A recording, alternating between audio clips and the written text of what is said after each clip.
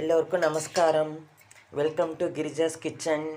இன்றைக்கி நாம் இந்த வெள்ளை சோளத்தை பயன்படுத்தி தோசை எப்படி வாக்குறதுன்னு பார்க்கலாம். இந்த பாருங்கள், இந்த வெள்ளை சோளம் மார்க்கெட்டில் கிடைக்கிறது. எல்லோரும் சோளம்னா இந்த பாப்கார்ன் பண்ணி சாப்பிட்றோம் இல்லையா, மஞ்சள் கலர் சோளம், அதுதான் நினச்சிட்டு இருப்பா. வெள்ளை சோளம் இது நாட்டு சோளம். இது இதில் நிறைய இயற்கையாகவே நிறையா புரதச்சத்து இருக்குது, நார்ச்சத்து இருக்குது, உடம்புக்கு ரொம்ப நல்லது. பர்டிகுலராக பார்த்தீங்கன்னா இந்த சுகர் பேஷண்ட்டுக்கு ரொம்ப ரொம்ப நல்லது. அரிசி கலந்து வெள்ளை தோசை பண்ணுறது, இட்லி பண்ணுறதுக்கு பதிலாக இந்த சோளத்தை அரைச்சி போட்டு, இதோட உளுந்தை போட்டு அரைச்சி போட்டு இட்லியோ தோசையோ இல்லை பணியாரமோ பண்ணினோம்னா உடம்புக்கு ரொம்ப நல்லது. இந்த 1/2 கிலோ வெள்ளை சோளம் எடுத்துட்டுருக்கேன். இந்த 1/2 கிலோ வெள்ளை சோளத்துக்கு இந்த டம்ளரால் 1 டம்ளர் உளுந்து எடுத்துட்டுருக்கேன். 1லேருந்து 1.25 டம்ளர் உளுந்து எடுத்துட்டுருக்கேன். இதை பாருங்கள். இந்த சோளத்தையும் இந்த உளுந்தையும் தனித்தனியாக ஊற வச்சு 3 மணி நேரம் ஊற வச்சு கிரைண்டரில் நல்லா அரைச்சிட்டு உப்பை போட்டு ஃபர்மெண்ட் ஆக்கணும். ஒரு 7லேருந்து 8 மணி நேரம் ஃபர்மெண்டேஷன் நடந்ததுக்கப்புறமா மாவை நல்லா கலக்கி ஃப்ரிட்ஜில் வச்சுட்டு தோசை எப்படி வாக்குறதுன்னு பார்க்கலாம். இங்கே பாருங்கள், நம்ம வெள்ளை சோளம் ஊற வச்சுருந்தோம் இல்லையா, வெள்ளை சோளம் 1/2 கிலோவும் உளுந்து ஒரு 1.25 டம்ளர் ஊற வச்சுருந்தோம் இல்லையா, 3 மணி நேரம் ஆகிடுது. இதை நல்லா அலம்பிட்டு கிரைண்டரில் முதல்ல உளுந்தை போட்டு நைஸாக பந்து மாதிரி அரைச்சினுட்டு அதுக்கப்புறம் வழிச்சு எடுத்துன்ட்டு இந்த வெள்ளை சோளத்தை கொஞ்சம் கொஞ்சமாக போடணும். ரொம்ப போட்டோம்னா இதோ முத்து முத்தாக இருக்குது பார்த்தீங்களா, கிரைண்டர் அப்படியே ஸ்டக் ஆகி நின்றுடும். இப்போ எல்லோரும் 2 குழவி இல்லை 3 குழவி போட்டு தானே அரைக்கிறா. அந்த காலத்தில் தான் ஒத்த குழவி போட்டு அரைச்சோம். இப்போ எல்லோரும் 2 குழவி இல்லை 3 குழவி போட்டு டேபிள் டாப் வச்சுட்டுருக்கா இல்லையா. அதனால் கொஞ்சம் கொஞ்சமாக போட்டு அரைச்சின்னு சரியா. இப்போ அரைச்சி எடுத்துன்னு வந்துடலாம்.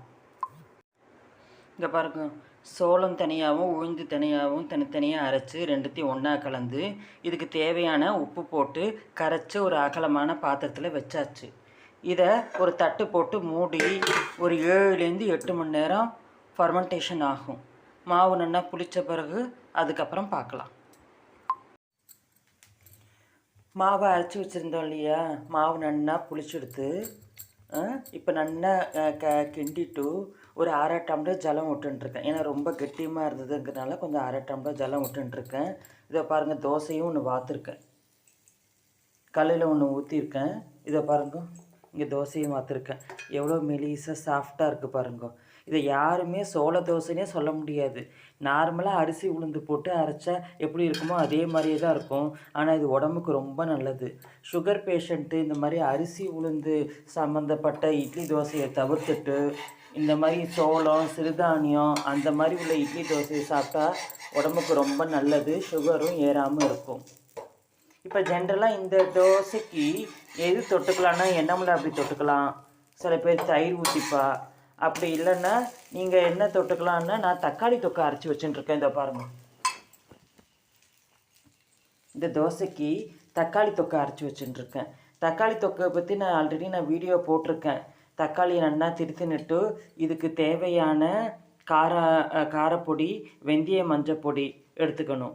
வெறும் தக்காளியை நல்லா திருத்தினுட்டு இழுப்பச்சட்டியில் பெருங்காயம் போட்டு புளி போட்டு தக்காளியை நல்லா திருத்தின தக்காளியை போட்டு உப்பையும் போட்டு நல்லா வதக்கி எடுத்துன்னுட்டு அதுக்கப்புறம் மிக்சியில் வேணும்னு அரைச்சின்ட்டு திரும்ப நல்லெண்ணெய் ஊற்றி கடாயில் கடுகு போட்டு இந்த அரைச்ச விழுதை போட்டு வெந்தய மஞ்சள் பொடி போட்டு காரப்பொடி போட்டு கருவேப்பிலை போட்டு நல்லா ஒரு கொதி வந்தோடனே இறக்கி வச்சுட்டோன்னா இதில் வெங்காயம் பூண்டு எதுவுமே சேர்க்கறதில்ல.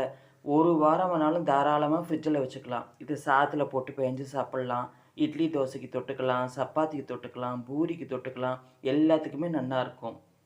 ஸோ சுட சுட தோசையும் தக்காளி தொக்கும் ரெடி. எல்லோரும் சாப்பிட வாங்க. I hope you all like this video. Thank you.